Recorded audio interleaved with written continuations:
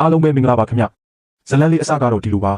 PSP ဘောလုံးအသင်းကအန်ကယ်ကြီး2ယောက်နဲ့ကျွန်တော်နဲ့ကြိုက်တီယိုဖျားဘူးသွားဖို့အကြောင်းပါလာတော့ကြိုက်တီယိုတီကားစီးသွားရမှာပြင်းတယ်ဆိုပြီးစပေးလေးမင်းကထွက်လာခဲ့ကြပါတယ်ဒီလိုနဲ့အသက်ကြီးပေမဲ့မပျက်စီးသေးဘူးဆိုတဲ့အန်ကယ်ကြီး2ယောက်ဟာသူတို့ရဲ့တမန်မှုတွေကိုပြဖို့ရန်ကုန်ထောက်ချက်လမ်းဆောင်ကနေပကူးထီကိုနှင်းချလိုက်တာတာယာပါပေါက်တဲ့ထိပဲတာယာပေါက်တာကိုအကြောင်းပြပြီးပကူးမရောက်ခင်မှာဟာနေတဲ့ဘိုက်ကိုမနှက်စာအစားပြေဆိုပြီးပလာတာတွေစက်မှုစားတွေဘာညာတရာကားတွေကြုံရရှာပြီးထည့်လိုက်ကြပါတယ်ဒီလိုနဲ့ထွက်လာလိုက်တာပကူးကနေဖျားကြီးကနေဝေါမှာတော့ဟောဟဲနဲ့အမောဆိုင်လို့ပါလာတဲ့ရိုင်းရည်ဒီကလည်းကုန်ခါနီးတဲ့ထိပါပဲဝေါရောက်တော့နေ့လယ်စာထမင်းစားနာကြပါတယ်ပြင်မလို့မစားနိုင်တော့ဘူးထင်ထားတယ်ကျွန်တော်မောင်ရွှေကတော့3ပကံသားလေးပါအန်ကယ်ကြီး2ယောက်ကလည်းအားရပါရစားပစ်လိုက်ပုံများစူစကာပုံနာနဲ့အမျိုးတော်တလားမှတ်ရပါတယ်အမှန်ကလူစားတာမဟုတ်ပါဘူးစပေးစားနေတာပါထမင်းစားပြီးတော့မရောက်သေးတဲ့ခီးကိုဆက်ခဲ့ကြပြန်ပါတယ်တပတ်မှာ9ရက်ရှိတာကို10ရက်လောက်ဆက်တိုက်ရွာတဲ့မူကဒီနေ့ကြမှာပဲအညောင်းမိသွားတယ်ထင်ပါရဲ့ကန်ဆိုးမသွားလီယာမိုးလိုက်လို့ရွာဆိုတာဒီတခါတော့ကံမကောင်းချင်ဘူးလို့တော့ပြောယူရတဲ့ထိပဲ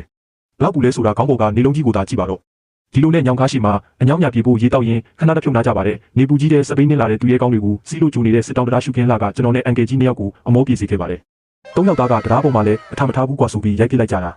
စတိုင်းတွေမလိုင်းတွေတကြားတွေနိုးစီတွေအစုံပါပဲကုန်းဆိုရင်ပြေးပြီးတော့လှိမ့်စင်းကျင်တဲ့ကျွန်တော်တို့စပိန်သမားအဖွဲ့ကတော့အတက်တွေနဲ့ပဲတွေ့ရလို့စိတ်ညစ်ခဲ့ကြပါတယ်ဒီတစ်ခါတော့အန်ကယ်တို့လည်းနိုးတွေပါဖြစ်ကုန်လို့တမယာသီးစားနယ်ကိုတယောက်တစ်လုံးကြိတ်ပြီးရှစ်ဆက်ခဲ့ကြရပါတယ်